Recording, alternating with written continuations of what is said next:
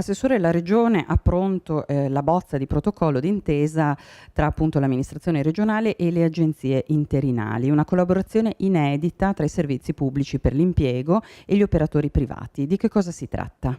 Su questo tema la Regione si è impegnata dall'inizio di questo mandato per ampliare i servizi dati a disposizione dei cittadini di questa Regione ed è inedita perché in questa Regione non c'è mai stato alcun tipo di collaborazione tra i centri per l'impiego gestiti dall'amministrazione regionale e le agenzie per il lavoro interinale.